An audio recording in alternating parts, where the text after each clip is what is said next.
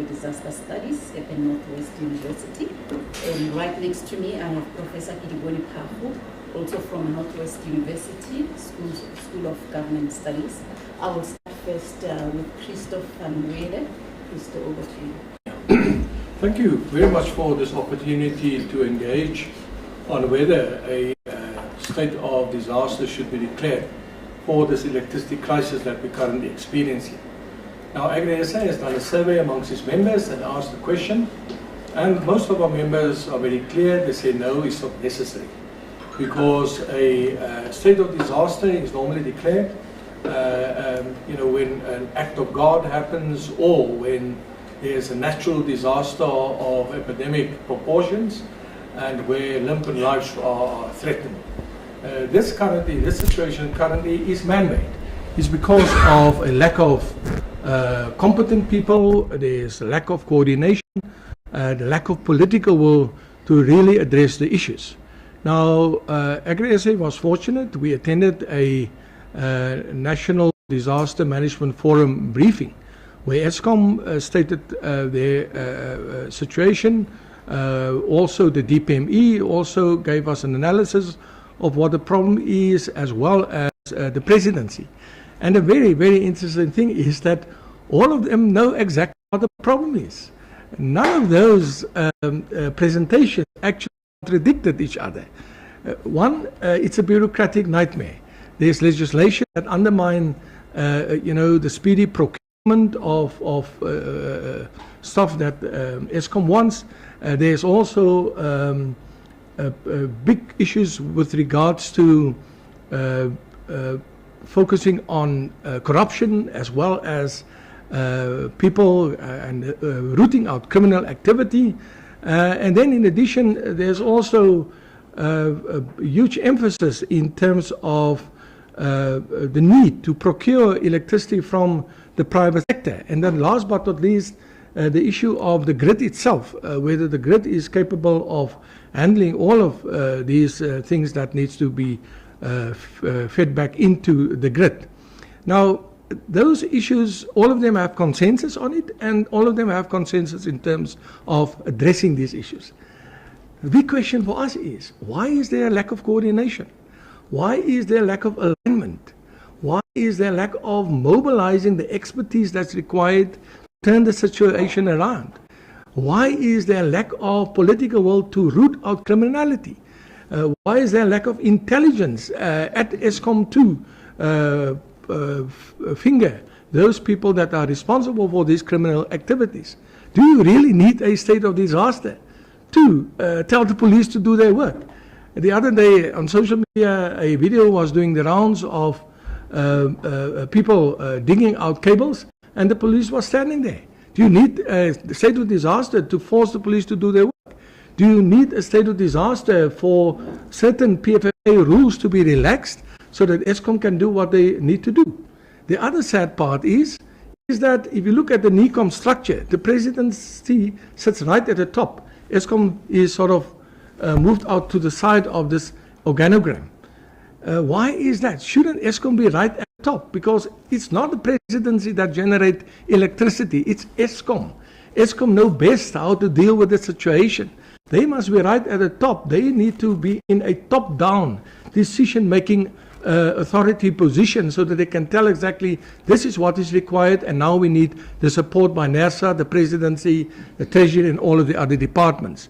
Now, according to Eskom, there is movement in that regard, and yes, PFFA rules were relaxed, and there's also much more money available to deal with stoppages and to deal with breakdowns, but too little, too late. And at this point in time, progress is way behind in terms of their own expectation as Eskom. So there's no reason for a state of disaster at this point in time. Eskom must be empowered, a conducive policy environment must be created for Eskom to do its work, and then priority should be given to the agriculture sector. And I'm not discounting the role of other sectors, economic sectors. But people, if we go without food in this country, if food becomes too expensive, then we're in serious trouble as a nation. So for me, it's important that agriculture, like we've done during the COVID period, that we declared as an essential service, that we have a more flexible approach when it comes to load shedding, especially in areas where there's a big need for irrigation. Your perennial crops, your summer grain crops, they require urgent intervention at this point in time. And then thirdly, do away with all of these complexities in terms of the rural flex system.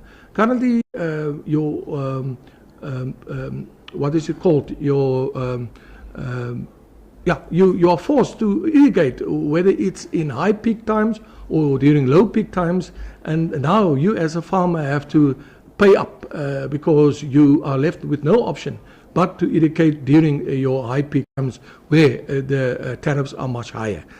That's the kind of flexibility that we're calling upon, and the fact that we need to prioritize food security as a matter of urgency, that is non-negotiable for us as an agriculture sector. Thank you very much. Thank you. That was Christopher and William sharing their perspective from agri-estate, and I think we've all seen how it has really affected the agri sector.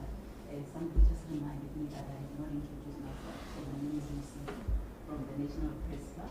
You can follow the discussion as well on Facebook. We are live on Facebook on the National Press Club page, and you can follow our Twitter handle as well @NPClub. I'm going to hand over to Advocate Stephanie. Thank you so much. So it's an organization undoing tax abuse. If it wasn't so sad, it would actually be funny, because I think that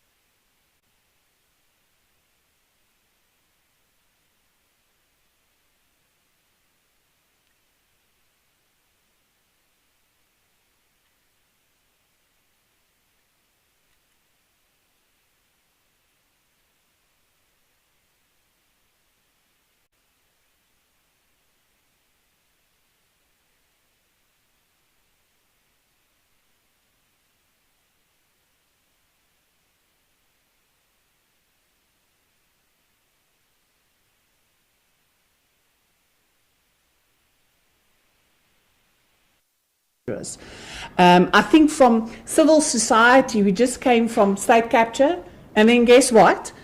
During COVID-19, there's PPE corruption. They've declared a state of disaster, and all we heard is how much money was spent on corrupt dealing with PPE corruption. So there's a trust deficit. So we need to know how they will make sure that this time procurement is going to happen in the right way, if that is why we want to declare a state of disaster. Now, we can all agree that this is not nature. This is created by human beings, and it should be fixed by, can we leave it in the hands of the people that caused this in order to resolve it?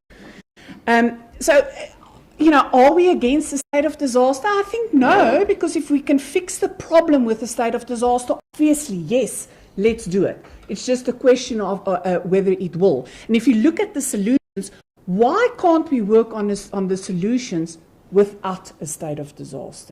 In other words, what about the regulatory environment, making it possible for independent power producers to be part of the grid? Yes, I am not an expert. I'm not an energy expert. So it depends on who you talk to, what is the immediate solution. And I think what you heard is that there is no immediate solution to fix Eskom and all of a sudden it's going to be an SOE that makes everybody proud. But in the meantime, I have solar PV with battery. Isn't it possible for me to help my neighbor at least? If my neighbor doesn't have solar power. So there's small little things that I think if the government make it possible that we have certain solutions while we work on other solutions in order to fix the problem that is Eskom more permanently. And one of the things that it makes my hair stand up is to think of what are we going to do about car power, for example, because car power has been, there's this, car power is going to be the saving grace for everybody.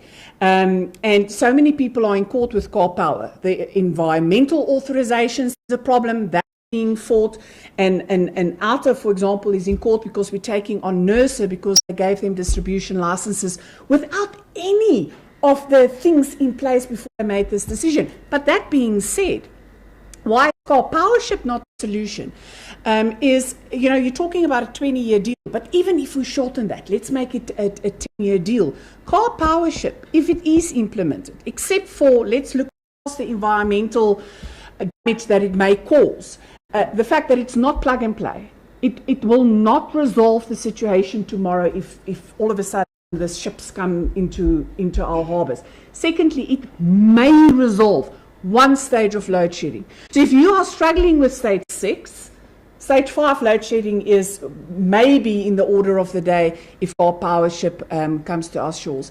And I think just experience tell you, we, for example, spoke to Brazilian attorneys that is struggling with exactly the same thing. But that's going to the detail. I do think that you can fix the regulatory environment, the political will. What will a declaration of a state of disaster change if you have a minister that has been sitting on IPPs for a very long time, that refuses to open up the grid for other independent power producers?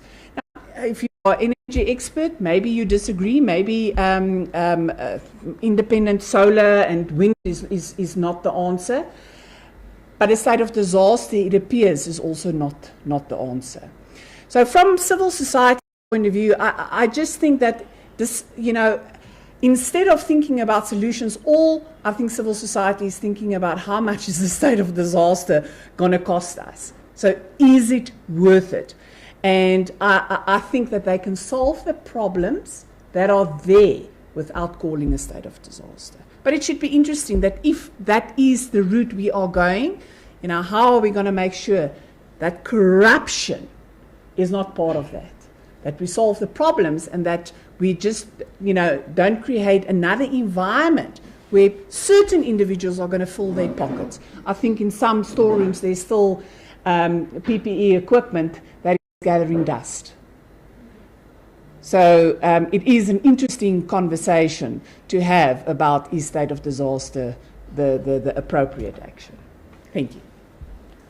Thank you, Advocate Vic, representing Civil Voice from Organization Undoing Tax Abuse. And I'd like to hand over to Prof. Gerald Fanike. As I've mentioned, he's the head of African Center for Disaster Studies at the Northwest University. Thank you very much, Ms. Ely. Thank you. I've been in the news quite a lot the past week talking about this particular issue from the perspective of disaster risk reduction, the Disaster Management Act, the legal perspective, and whether we are actually in a state of disaster. Now, what is quite striking to me is there's three aspects that's coming out of the conversation, looking at what's happening in the media and what other people are commenting on. That's obviously the legal perspective around this, is the technical aspect, and then there's the emotional aspect.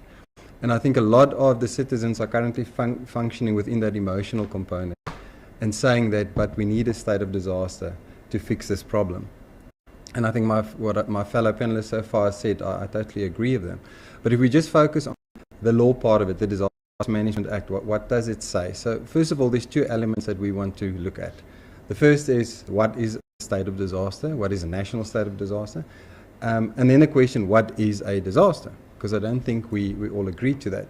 So first and foremost, let me skip to what is a disaster component. We should honestly stop talking about natural disasters. There's nothing like a natural disaster. All disasters are human-made.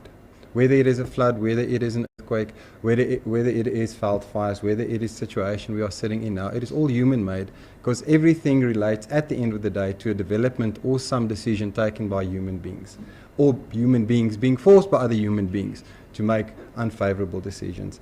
We do not have squatter camps because people want to live in a squatter camp. We do not have people settling in floodplains because they want to settle there.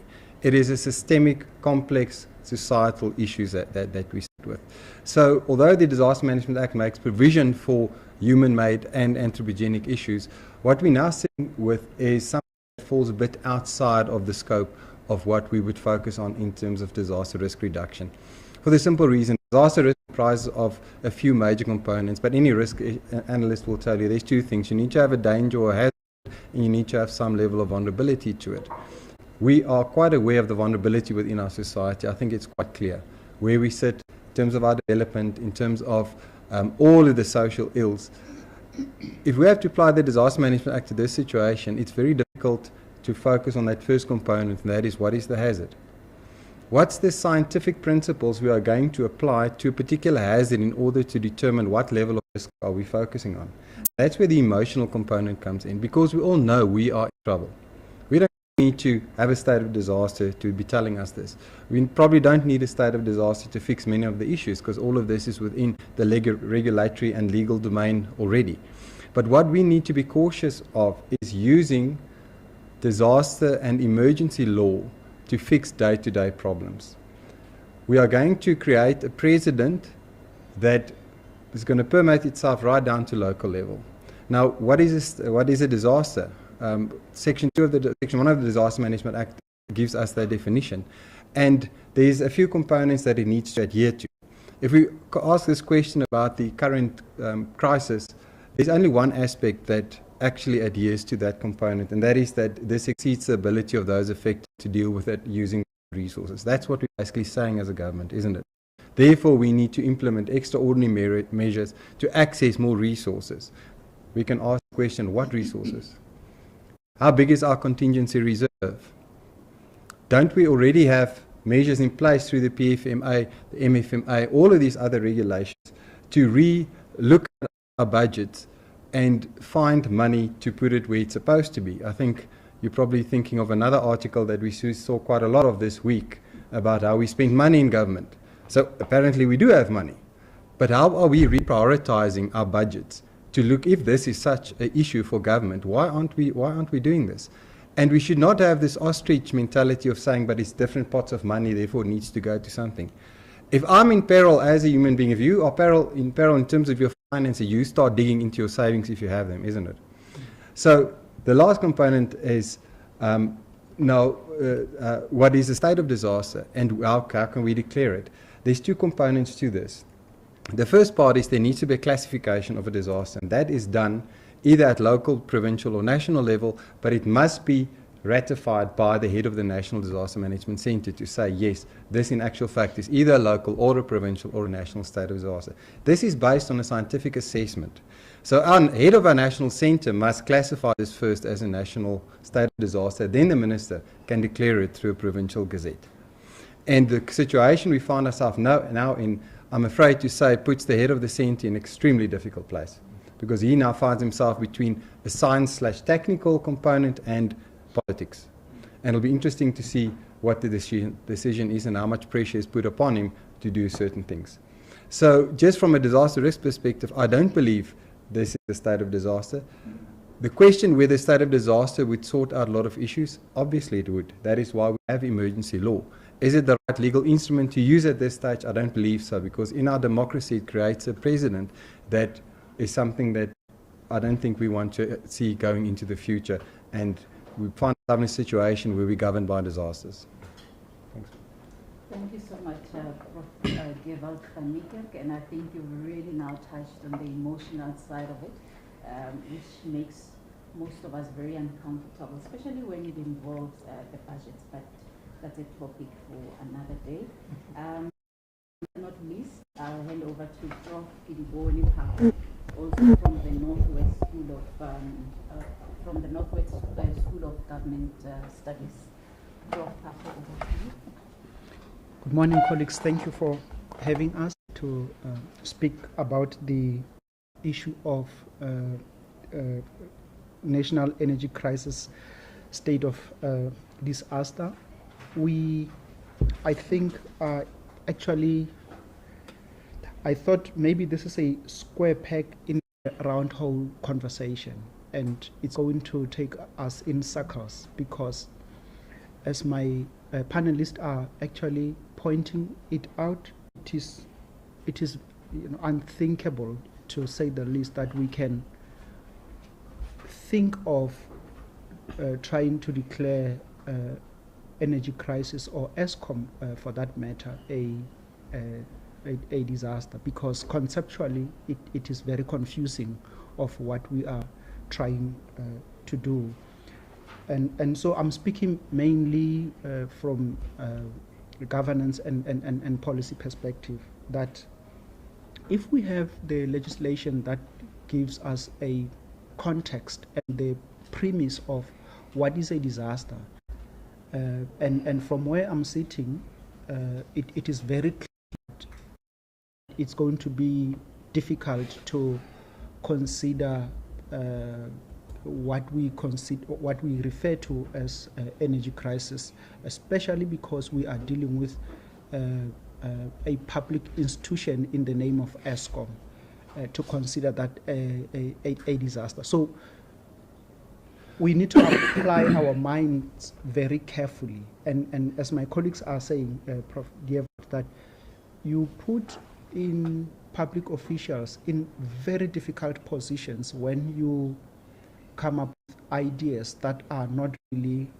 assessed through science, or that are assessed through management principles, that are not adhering to administrative processes and so forth. So it's quite necessary that we try to understand what are we dealing with. I came across some work of Werksman attorneys, and I think maybe what we may want to talk about is it a business rescue that we want to deal with on ESCOM?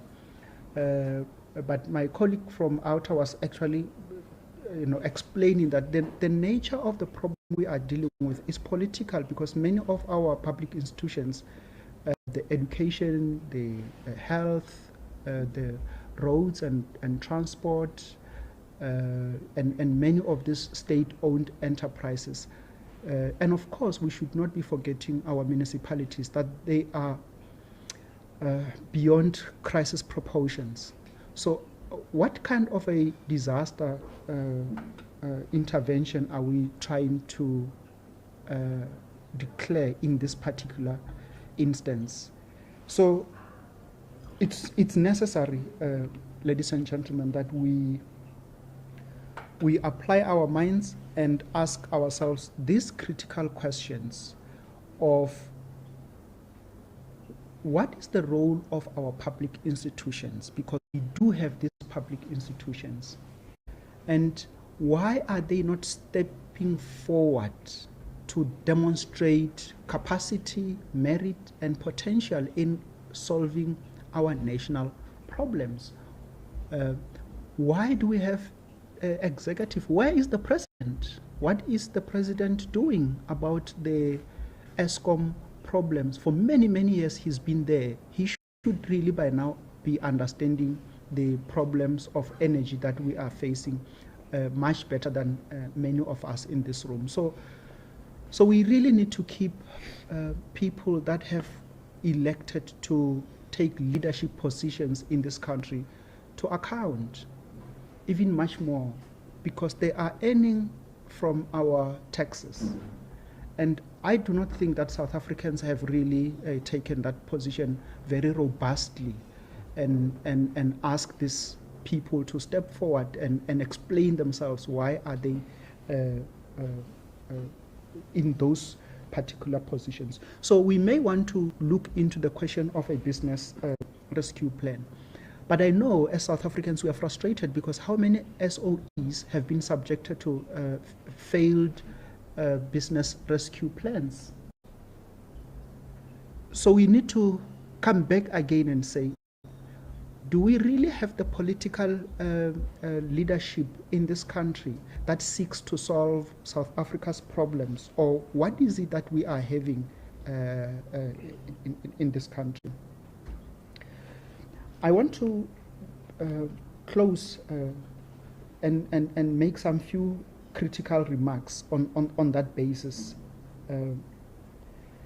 That firstly, we may want to really consider if this is the issue of disaster or this is a business rescue plan. Secondly, we know, and from the various commissions that we have, the SARS Commission, the PIC Commission, the Zondo Commission, that we've got strong, what I would refer to as political parasites, and mainly from the ruling party, who will go all out to make sure that they frustrate any effort to develop this country. And we just, go on social media, rant and throw our hands in the air. I think we can do better as South Africans to mobilize ourselves to really get into this matter and say we need to have people who are going to solve the problems that our public institutions are facing, not people that are going to materially benefit out of this without giving any value to our public institutions. I also think that those people need to be apolitical and with high integrity and moral standards. And I believe that there are many South Africans in our various sectors of the economy that are able and that want to take challenge and move South Africa forward. So we need to find them and give them these opportunities. But lastly, my suggestion is we've seen that during the COVID years, we had a solidarity fund that was established, and it demonstrated that when there is political will, to some extent, we are indeed able to limit political interference and run our institutions in a very efficient manner that resolve problems. So it means that we may need to be also talking a little bit more about political will. But the very last and not least, program director, I wanted to say that we are suffering from a leadership problem as a country, and we need to acknowledge that. And when I'm referring to leadership problem, I'm talking about leadership across all the sectors of our society, from academia, from the civil society, politics. And many of people who are in leadership positions are, talking behind high walls and gated communities. So they are not always living or experiencing the daily realities that South Africans are facing. I thank you. Thank you, Prof. Harpo, for that perspective. So as per usual, we'll open up the floor for questions. Please introduce yourself and the media house you are representing, and try and limit your question to 2 maximum per round. We'll take several rounds of questions. But I also need to make you aware that Christoph van Weerde, sitting on my far right, has another commitment. So he'll be leaving just before 12. If you'd like to pose questions to him, please do so before he leaves. And you can also indicate who you're specifically directing your question to from the panel here. Any takers? Puleli Chiti Jones, ENCA. I just want to maybe just 2-3 questions. Firstly, to ask whether it is misguided to believe that the declaration of the national state of disaster will allow the government to bypass binding legislation and to speed up the resolution of the energy crisis. That's number one. And then number two, it has been suggested that the declaration of the state of disaster will allow for relaxation of the procurement rules to speed up the fight for ESCOM procurement as well. But is it necessary to declare a national state of disaster, or to do so in this instance, as you know, existing legislation already exists and there's a wide discretion how Treasury can amend procurement rules and so forth. And just lastly, do you think that we're in this mess due to you know, the political field we find ourselves in? I mean, we saw how during COVID-19, like you rightly said, how monies were you know, mismanaged and billions essentially looted as well by those companies that were given the responsibility to deliver services. So do we find ourselves in a mess of ways it's happening here? Thank you. Thank you.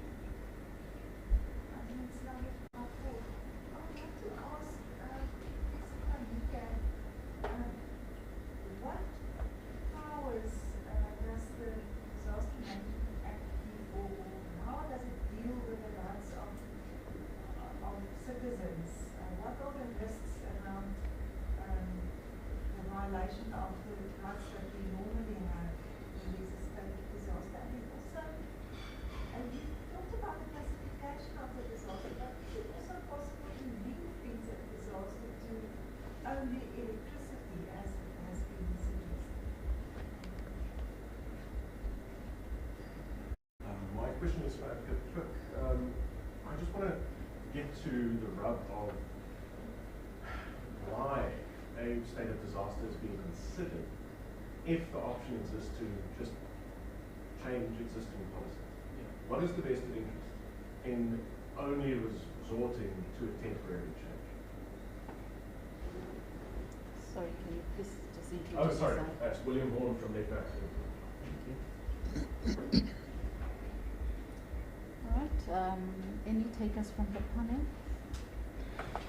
So, Chair, if you will allow me, since the last briefing with ESCOM, they have stated very clearly, they said the following. National Treasury has relaxed some PFMA requirements which will speed up procurement. So that is already happening. Secondly, what they are stating is that the allocation of the outage budgeting has improved, seeing signs of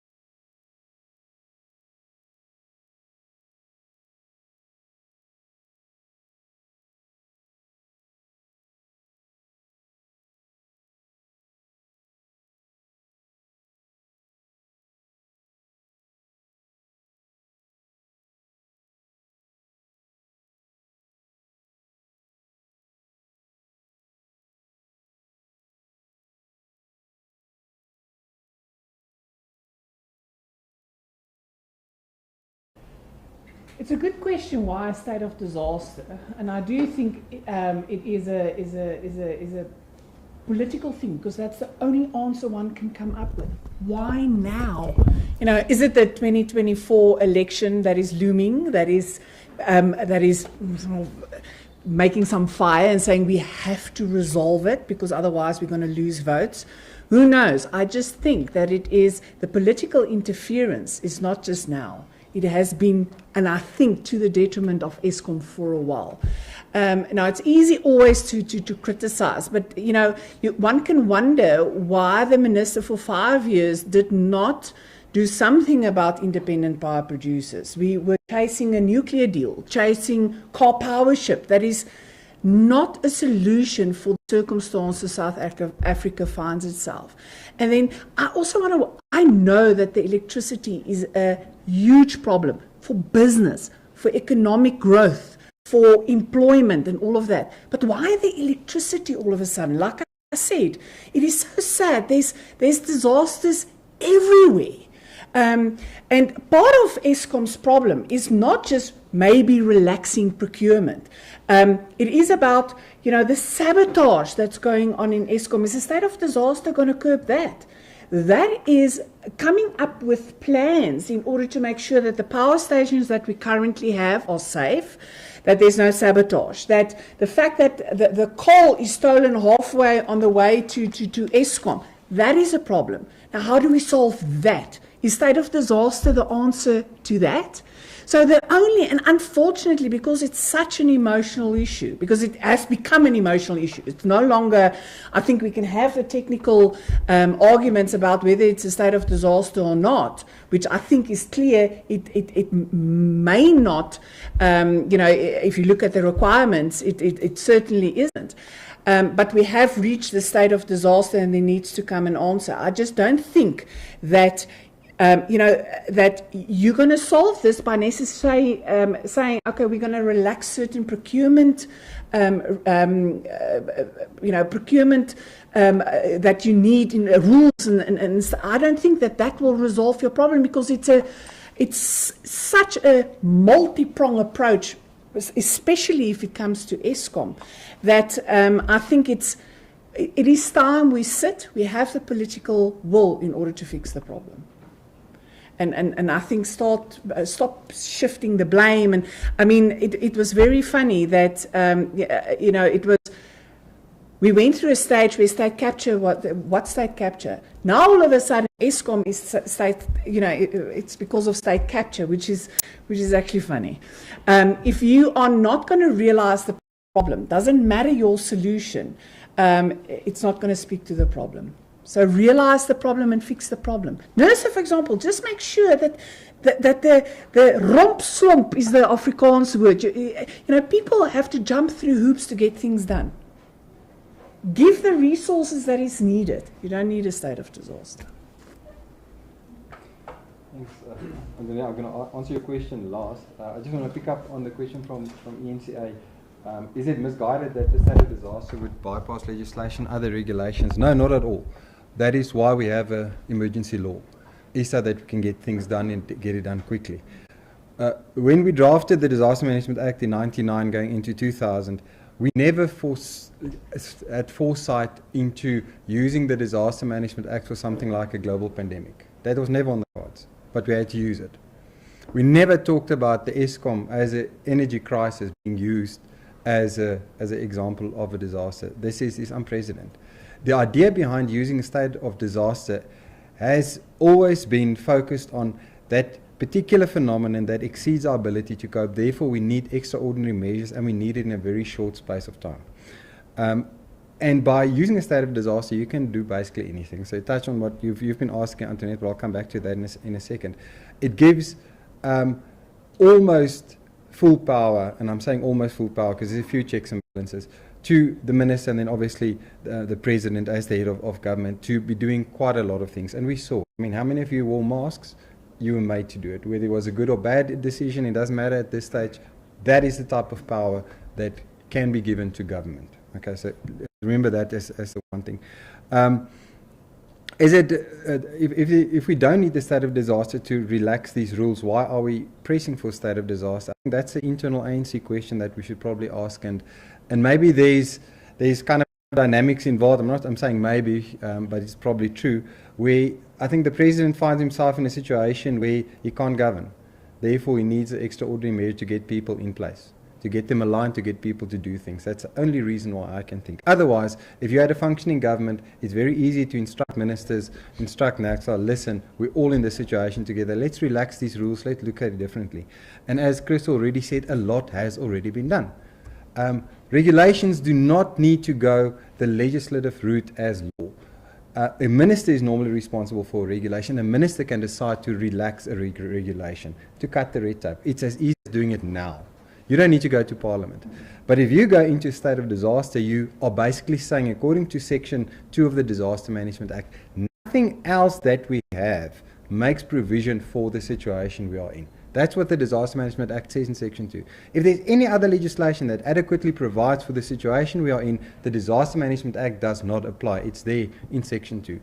Now what the ANC government are basically saying is nothing else applies. It's like scoring an own goal. In other words, everything you've been doing for the past X decades was wrong. Is that's basically what you're saying. So I think politically, I don't know who's advising them, because I would certainly not go that route just because of losing face value. The other side of the coin is also true, and that is a state of disaster can save a lot of face, because all of a sudden it seems like it's urgent. We need to do something. Look at what we are doing. This is a state of disaster. We acknowledge this is so big, we can't go on. But I think the subtext to that, to me, for an organization and a political party like the ANC, is a bit more dangerous than thinking they're going to score votes out of it. I need to answer your question. What powers does the DMA give, and does it go against violation of rights? We're still in a constitutional democracy. So that whatever we do under the Disaster Management Act cannot be unconstitutional. We can curb in a lot of civil liberties, which we have. How many of you were jogging around your house in COVID? No? But it can't be unconstitutional. For instance, people ask me, can they get me to switch off my heater in winter? Well, if you don't have electricity, your heater is probably not on. But yes, they could. Can they force me to vote for a certain political party? I'm not. No, you can't, because it's unconstitutional. Can they curb my right to free speech? No, they can't do something like that. So we're still in a democracy. But the state of disaster says we now need something beyond what we have. And by doing this, we need to curb liberties. You're not going to buy your red wine because of these reasons, or your roast chicken, or your open-wheel shoes, or whatever the case may be. And can we ring fence a disaster? And this is a very, very good question you're asking, because I know the DA has called for this. Now, when we wrote the Disaster Management Act, the question was always, okay, it exceeds the ability of those affected to deal with it. And the question was, who is or are those affected? How do we define it? I said, well, a community, right? Is a community one portion of a suburb? Is it a suburb? Is it an informal settlement? What is it exactly? And we had to go back and say, well, the only way of managing this is to look at administrative boundaries. Local municipality, district municipality, provinces, national. Covers. We've got municipalities wall to wall in South Africa. Now we're saying this is a national state of disaster, which means the whole of the country, which it is. Can we ring fence it according to the Disaster Management Act? No, you can't. There's nothing like that. Nothing makes provision for that. If you're saying, let's ring fence it, you're basically just saying exactly what Prof has said just now. We're going back into a business issue. This is particular to that institution. Fix it. Why do you need to put all of the other rules out of question because there is this one thing? So this ring fence, that'll be challenged, I promise you, in court by so many civil organizations. That thing won't fly. It's not in the law whatsoever. Thanks. Thank you. I just want to respond to some of the questions from the ENCA, because the issue of by passing legislation and relaxing procurement rules, it's frustrating for one as a South African to be dealing with this, because we do have institutions. We have the Public Protector, we've got the Auditor General, we've got Parliament, that are really supposed to be serving South Africans and making sure that the executive, the president, his cabinet are kept to account. But my thinking and my understanding is maybe what people want to hear or see is a regular briefing from the executive on the interventions of the energy crisis that we are facing. And for me, that would be a reasonable expectations and requests that we should be forwarding, because if we think the context of disaster, as Prof. Dewald is saying, you see, disaster comes, it's for a particular period, and it has to be lifted, and we must go to normality. And the issue is, will we be able to maintain the interventions or the disaster interventions that would have been put in place? So for me, the elephant in the room is our merit-based appointments in these public institutions is whether the institutions, our parliament, our public protector, are able to keep this executive to account on our behalf as citizens and ask them to give us regular reports on this and say what interventions are they making. Because if we are going to run to try to declare energy crisis when it's actually an ESCOM crisis, a disaster, as I said, I strongly feel that it's a square peg in a round hole. We are not going to achieve the intended outcomes. We are just going to violate our own rights and our policies, our constitution, by giving powers to politicians who will not use it for the intended purpose of turning ESCOM around, and we move from a bad situation to a worse situation. So we have to be very careful when we want to fiddle and override our own legislation and say this legislation needs to be overridden because we have an emergency situation. This situation has been building up for many, many years now. The ESCOM problem preceded the state capture. It actually played out during the state capture years. It continues today. Why do we want to call it a disaster? So the best thing we want to do is to focus much more on the stabilizing our public institutions, question who is being appointed there, and make sure that people who are servicing South Africans have really demonstrated potential and capability. Thank you. Thank you. Okay. All right. We'll go to... Any need for the documents that we have developed? You can just talk to Antoinette, send it to her. Thank you. We'll go to Pule and then William. Just one question, last question. Just wanted to find out if maybe ALTA will be challenging this decision in court soon to try to declare it unlawful. Just as a question. I'll come back to you. William Horn from Network again. Professor Paho, my question is, what would a state of emergency mean? Is that another avenue that could be considered later on by whoever? And would that be better, worse, and why?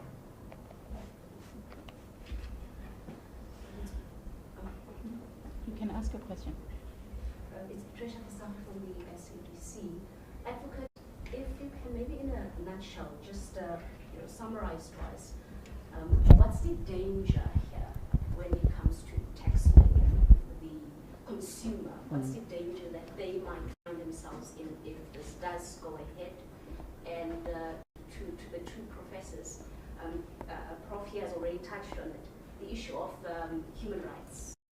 When we go into that, what's the danger in terms of our human rights, how ordinary people will be affected if this goes ahead? And then I have a question raised on Twitter as well, asking, would we see an announcement declaring this a disaster being made during Zoom? So I guess I'll go first. The question whether ALTA will challenge it is, I think the answer is yes. If we know that there's a state of disaster and we know what they want to accomplish, I think what is important is to challenge what they do rather than get stuck in is a state of disaster necessary or unnecessary. Sometimes, and that's weighing your options. So if something needs to be challenged, yes, of course, we will. But it is about what is the outcome.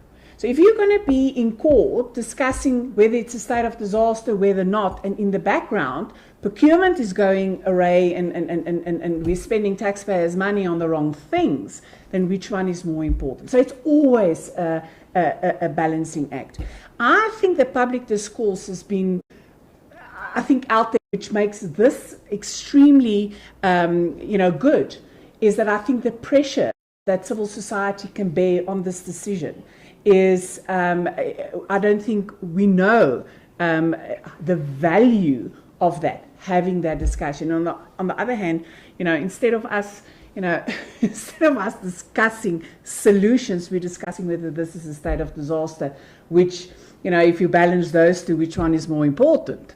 Instead of an announcement saying we're going to sit down, we're going to speak to civil society, we're going to speak to experts, how are we going to resolve this problem that is obviously really a problem for so many people? It's easy to say, let's declare a state of disaster. A state of disaster can, they can infringe on your rights to a certain degree. Just remember, I think Prof will agree, is there's always this balance. You don't have an absolute right to it, but it's a balance. So will the rights that they infringe, what rights will that be? That's why it's so important to understand what it is that they want to do. And that goes to the question, but why a state of disaster if you can accomplish exactly the same thing without telling people that we now have the power to infringe your rights? Why not fix the problem? And this is not an emergency situation. This situation is becoming a long way. So rather show political will to change the situation than having this state of disaster is going to fix your problem. The state of disaster is not going to fix your problem. It's your actions that's going to fix the problem. And why do you need a state of disaster? So the danger to taxpayers is that I think the best example I can give is what happened to PPE. All our taxes go into the fiscus. And, if you buy food, you are basically a taxpayer. This is for everybody. So the income goes into the fiscus, and then there's expenditure. And I would like to have that debate. But I think in South Africa, we have enough money. We have enough money. It is our expenses that is a problem. If you're going to have more expenses than your income, you have a problem. So what we need to curb is the corruption, is that bucket with all the holes and the water just seeps out. We will have enough money for all the problems in South Africa if we start curbing our unnecessary expenses. So to come back to the dangers for taxpayers is that, again, do we have the trust that we will have tenders that's in the best interest of South Africa, not certain people's pockets, that we will spend the amount of money that is market related and not totally out of the sphere of what you pay. For example, masks, we heard horror stories during PPE corruption, and that it is time to focus on the problem in order to resolve it. We have an enormous amount of problems in South Africa, and we need to start fixing it. And I think what government needs to realize is what was said, is there's so many people that want to help. We are, I mean, as South Africans, we are a resourceful nation with a lot of information, a lot of, help, and we can do this, but give us the opportunity. In state of disaster, I think, is not the way to go. Hope I've answered. William, would you mind if I take the state of emergency question? Then Dr. Kiriboni will talk about the human rights component. Now, the state of emergency is governed under the State of Emergency Act of 1997. Now, interesting, when we were looking at the Disaster Management Act, there was a question whether the Disaster Management Act shouldn't repeal the State of Emergency Act. And the overall discussion around that was, in a state of emergency, it's basically invoking martial law. You are saying we are in such a peril that the only way we can ensure that the sovereignty of the country is that we need a state of emergency. So that is a big thing. That would typically be where you face war or you find yourself in a war situation. Although the State of Emergency Act makes provision for what they call natural disaster, we actually wanted that taken out of it because it's much better dealt with under the Disaster Management Act. But I can't remember the reason why it didn't go that route. I think the amendment of the Act was just too cumbersome. But the Disaster Management Act does not apply if you have declared a state of emergency from that point onward. So if you say state of emergency, you must really know that then we're in big trouble. But the only reason would be, does whatever we sit with now impact on the sovereignty of South Africa? So that's the difference between the two. So state of emergency, no, not at all. Thank you. So I agree with Prof. Gerhard about the distinction between the state of emergency and the disaster. So in some other countries, when this COVID came, they actually used the word state of emergency, and I remember Botswana. So Botswana used state of emergency. So in some of our conversations with colleagues, you could just hear that it's actually, a very radical declaration, which at that point South Africa was actually considered to be a bit more progressive in its legislation and outlook in its disaster management of the COVID situation. So it's actually a very progressive legislation that we are currently having. But Patricia, the issue of the human rights, and I think this is really at the core of this conversation, and because we have been violated so badly by being denied energy provision by government. This is a constitutional right, because many people have died when they were in hospitals because of the failure of electricity. Many small businesses collapsed, and I think at some 2 weeks back there was a headline on the Sowetan newspaper of the businesses that were at the brink of collapse because of the energy crisis. And I'm wondering why South Africans aren't revolting. This is a big issue, because if we just allow people who are in positions of power to continue like this, it is untenable for our democracy, for our development, for our competitiveness as a nation. So indeed we are resourceful, but I think we are a little bit frustrated and somewhat. So this is a huge violation, that we can't do things that would develop and benefit this country just because government is failing to resolve ESCOM problems. Okay. There's no one else. I'd love to. So we'll go to you and then Antoinette as well. I just pick the brain a little bit more, Professor. The reason I ask that question is because there are more and more people warning of that revolt. Economic terrorism is being thrown around. We had the taste of unrest. Kirsten would have told us about food security and what happens when that happens. So I guess my question is, could it state, Professor van Niekerk said a state of emergency preempts a state of disaster being declared. But does a state of disaster preempt a state of emergency or follow?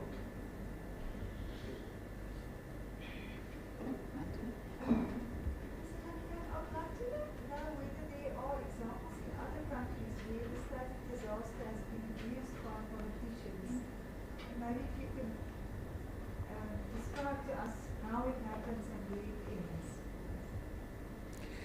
So yes, Antoinette, in fact, during COVID, even in industrialized countries, US, Europe, the issue of PPE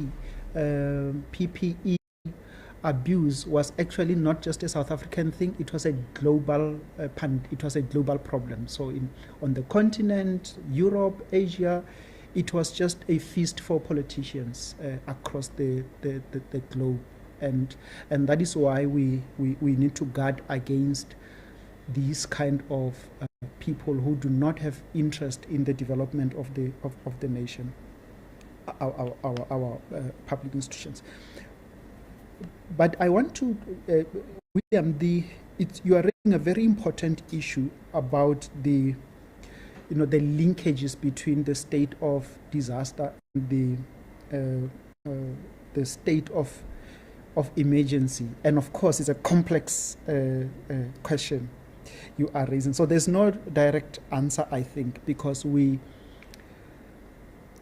for me, where I'm sitting, I think what we have denied ourselves of as a country is to really have professionals who are heading our public institutions to really discharge their responsibilities with, minimal political interference, so that we can hold them directly accountable.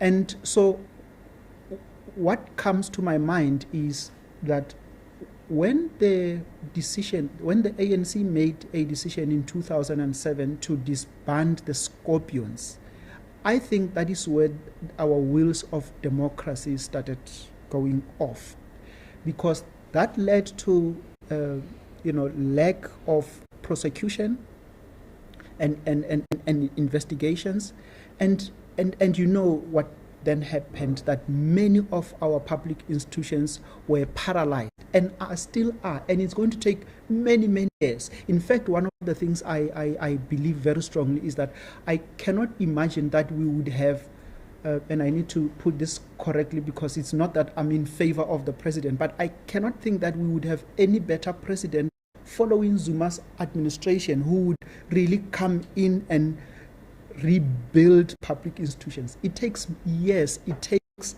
decades to have democracy stabilize and have just one government department running efficiently. So when you paralyze those institutions, when you hollow them out, when you target people with skills that have institutional memories, it is really going to take many years. So the essence at the core of what we need to do now to make sure that we build South Africa is to focus on making sure that these public institutions get capacity, people go to leadership programs, because if we want to answer questions like this, it really has to be people who are employed in those institutions who can come and say, this is the program that we are having in place as a, say in this case, as Ministry of Public Enterprises, because I don't even know if ESCOM is reporting to Department of Minerals and Energy or to public enterprises. And these are some of the problems that we are grappling with, and we are struggling to resolve. So this tells you that to really manage public institutions, it's a highly complex task that really needs individuals who are highly sophisticated in understanding the governance and the public policy craft. If we just deploy people because it seems like they understand political party line of march, we will not succeed as a country. Can I maybe pick up on just to focus on what William has asked? It's not a linear process. You don't need a state of disaster for a state of emergency. The intent of the act of this particular law must apply. So yes, you could have a progression, but it's not the intent of any of these two legislations that one follows the other or precedes it. Last round, perhaps. Okay, no more questions. I'll hand over to the panel just to make their closing remarks. Thank you. Thank you for this opportunity. And I think it's always good to discuss these types of things. Like I said, I think that the pressure is on. And I think it is, civil society's role to apply the pressures where it's needed.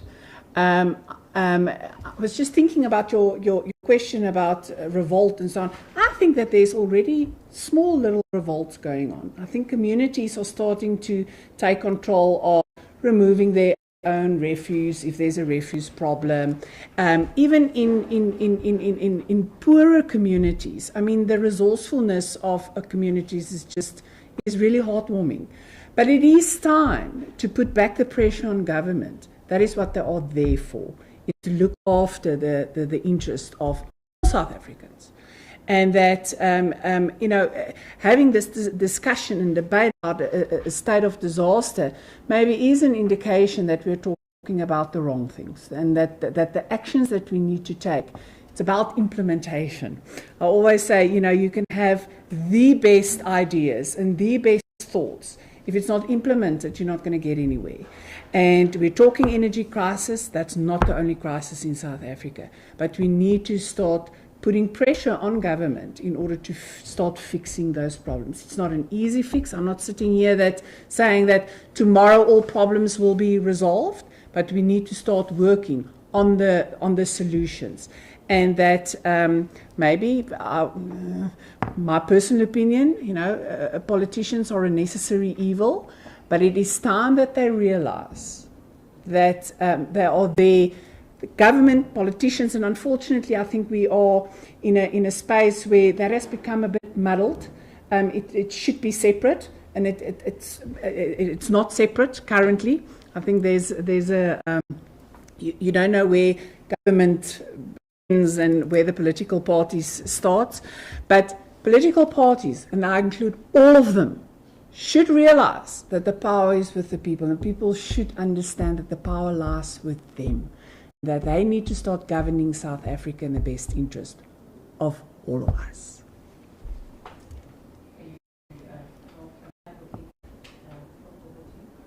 Thank you. I think in conclusion, I can basically just look at that last elements that I mentioned. That's that emotional part of this whole crisis. And I think citizens, what the other speakers have been saying is extremely true. Is how do we hold the government now accountable whether we have a national state of disaster or not? And I think that is key. Through whichever institutions we might have or any other means, we as citizens need to understand and take ownership of the laws that we have, because there is this disconnect between the political decision makers and the people, and I think people feel disempowered. People don't trust government. I think this is why we have this conversation in the first place. If we trust the government, I don't think this would have been such a major issue. But at what point do we hold government accountable that they must force trust, or that we must force trust on them? If I think back of the COVID-19 pandemic, there was a moment that I thought this is where the president is turning this country around, and that is where he had all the ministers in a briefing. I don't know if you can remember that. And I thought, my goodness, if we can have that once a month, just for normal stuff, it would be absolutely wonderful. And that was the end of it, because I think some of the ministers, they would just open up their mouth to change fees. But we need to trust government. And if the government is not going to go down that route, citizens must demand it and take it.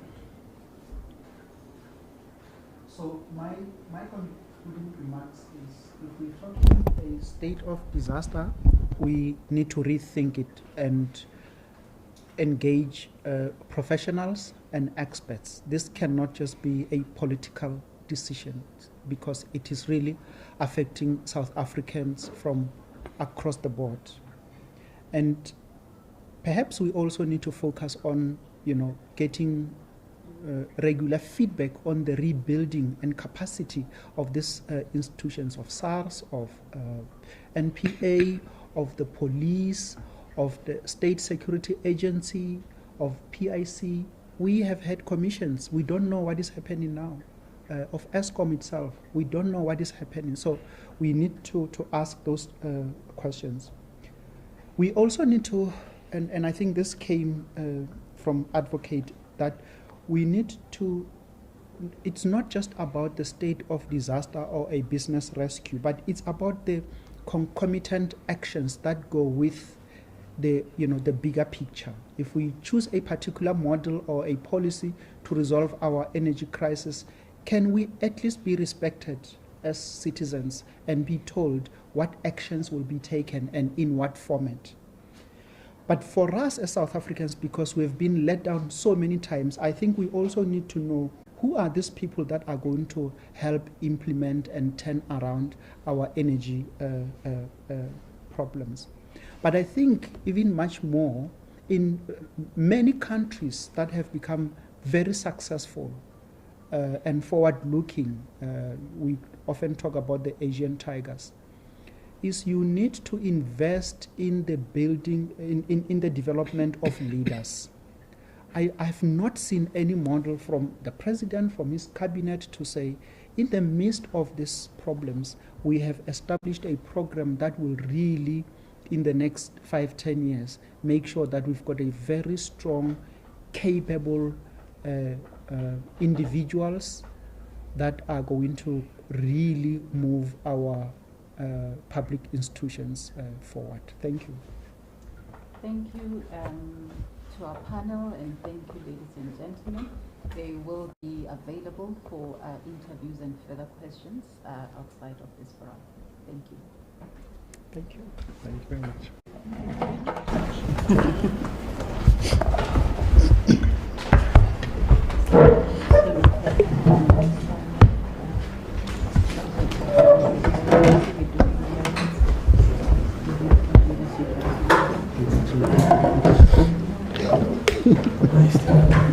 How are you? Good. Okay. I want you to stay off because